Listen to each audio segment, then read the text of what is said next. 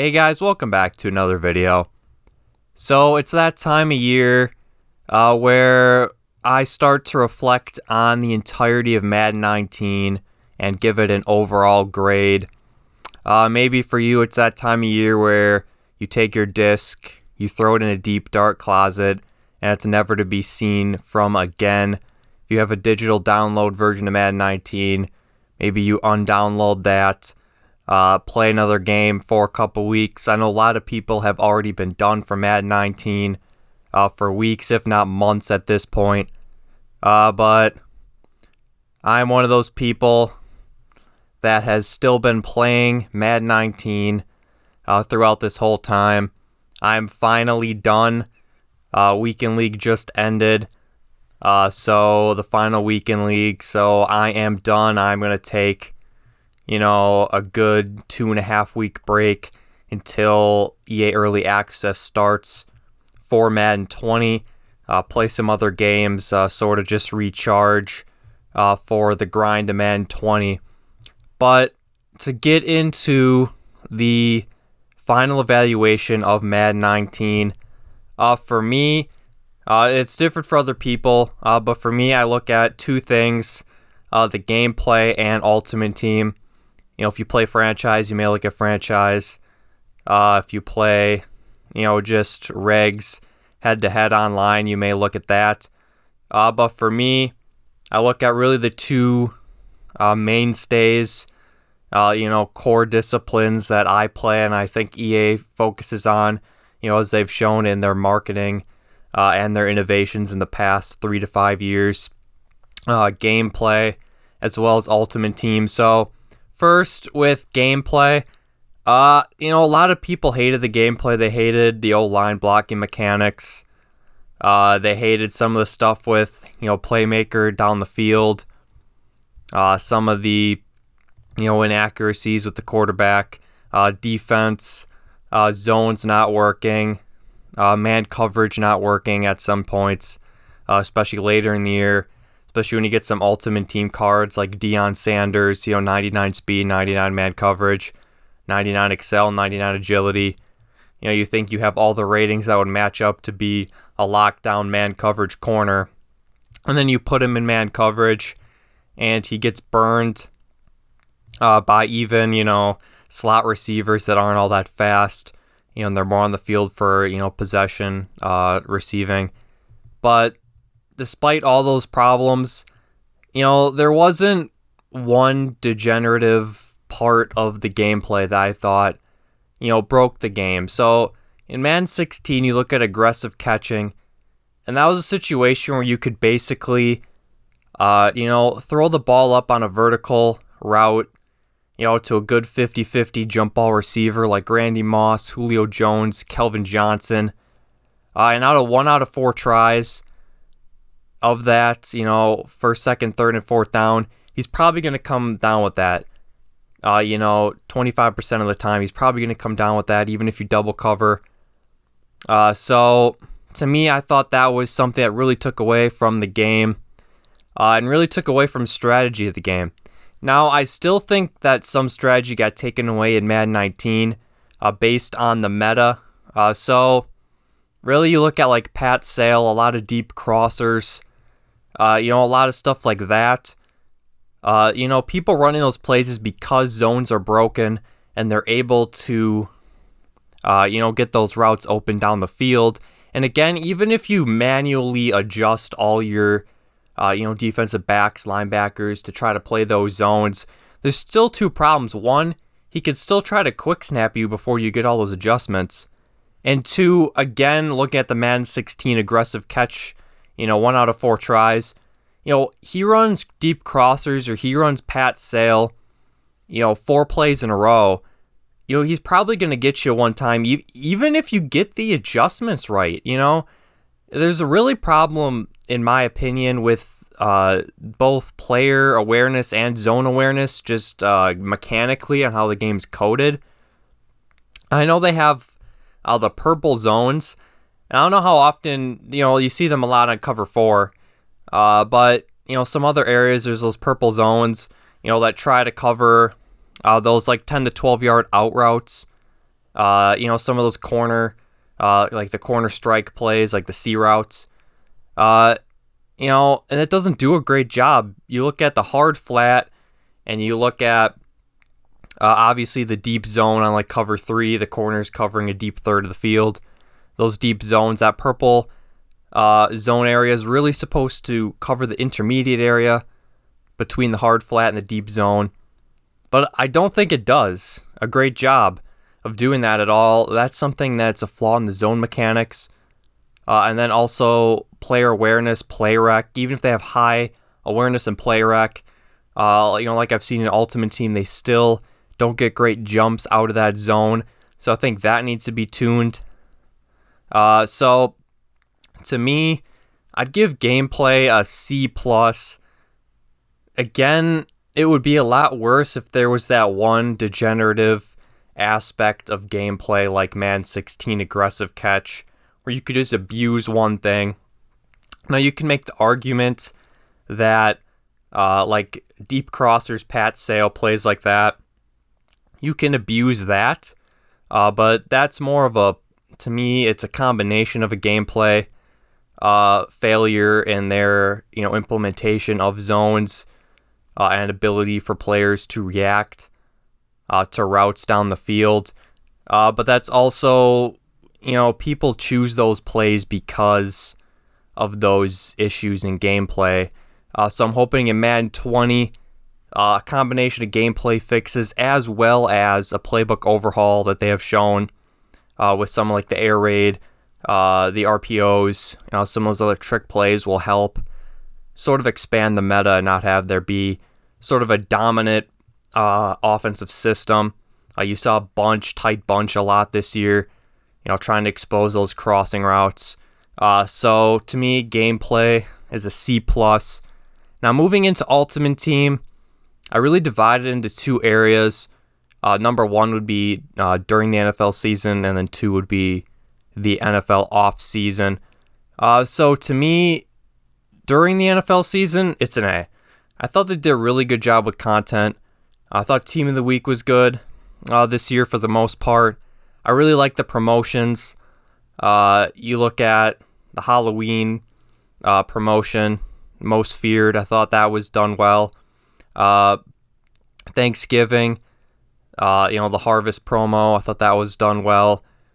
I liked, Blitz is always nice. I thought they hit it out of the park with the Ultimate Freeze or Zero Chill, I forgot what they called it, but the Christmas promo with the presents, that was very, very profitable.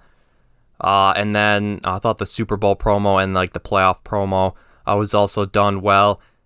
Now, the implementation of currencies began during the Christmas promo, and it was still good at that point. I thought currencies was still, a welcomed addition at that point. You could still make the argument it wasn't needed, but it didn't really detract from anything at that point. Even through the Super Bowl with rings, you could still make a lot of profit with the rings. It really started with, was it the NFL draft with the picks? I thought that's when it really began, to not be profitable. EA sort of learned from, the snow and, the Super Bowl rings.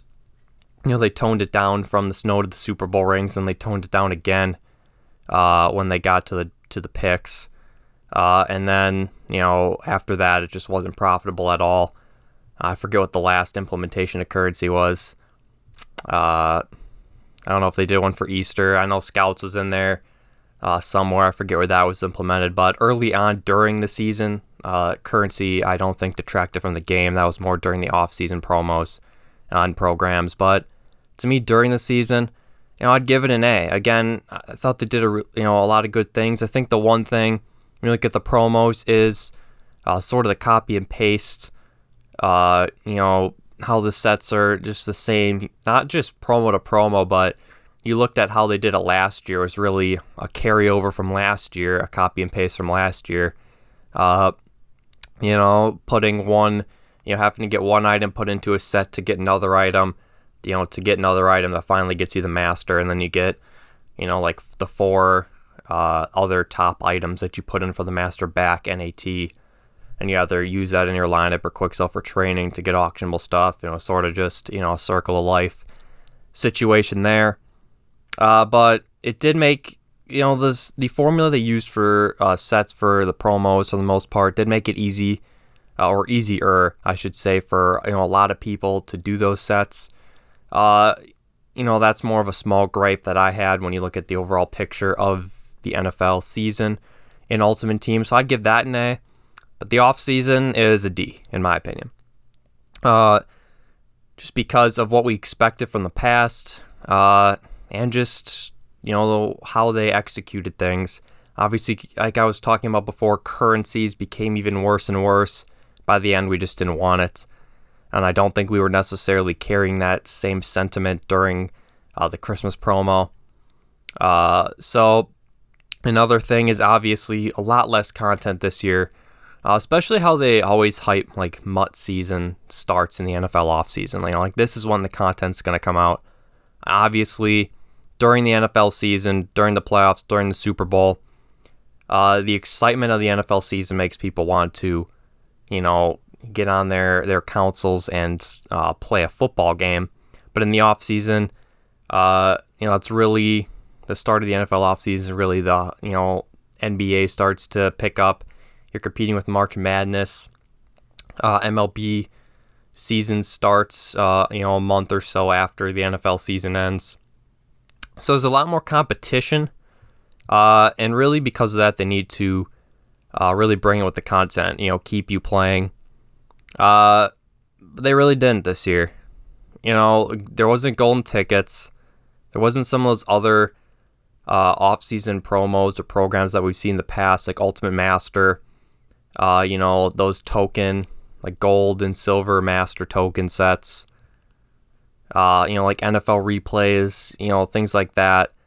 There wasn't any motivators, although that was usually started during the NFL season, but you could have brought it during the off season too.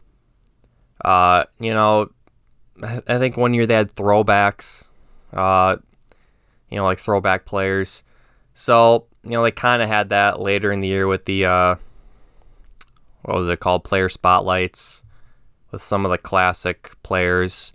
But, it was pretty disappointing. And then you look at positional heroes, that didn't come till May.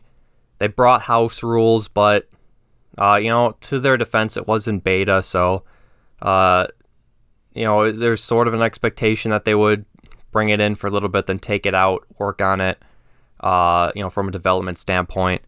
But that left in mid-May. That was sort of just something else to do, during the week between week and league cycles. If you didn't want to play, head-to-head regular season, if you want to play squads, if you don't want to play MUT drafts.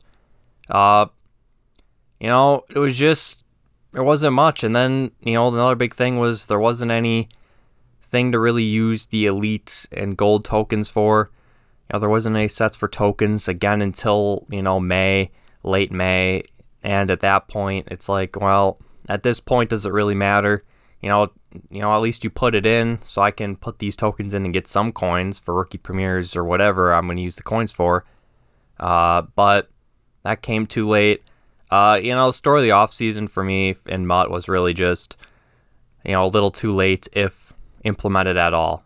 So just, a lot of things that really just disappointing. The only thing to me that stayed the same, really two things. Is the NFL draft content, eventually leading into rookie premieres, and then Ultimate Legend releases, those weekly releases of Ultimate Legends that we've seen the last couple of years. It's really the only thing that stayed constant that we expected. Otherwise, again, even positional heroes, that came 2.5 months late. What we could use our tokens for, that came 2.5, 3 months late. So just a lot of disappointment in the off-season content of MUT this year. So I'd give it a D. So you go A, D. If you average that out, what would it be? Maybe like a C+ rating overall for Ultimate Team. I know there's, recency bias for the offseason, but that would make you want to give it even lower than a C+. But you do also have to remember, what happened during the season. So I'd give it a C+, maybe B-, that B- C+ range. And then gameplay, again, I gave a C+. So overall, Madden 19 to me, C+. I give it a C+. I know a lot of people want to give it lower, but I think that's just recency bias. You look at a game that you weren't satisfied completely with, and you want to tear it apart, and it's understandable. But you do also have to look at the highs and the lows. It also is a little tough to grade when the highs really came months ago during the season, and the lows, a lot of them were during the offseason, more recent experiences. But to me, if you take the whole picture of Madden 19 with gameplay and Ultimate Team, I'd give it a C+. So that is the video. Let me know what you guys think in the comments. How do you think Madden 19 went? How would you rank it? What were the highs for you in Madden 19? What were the lows? What did you like? What would you want changed? So that is the video. Thank you guys for watching, and I will see you in the next one.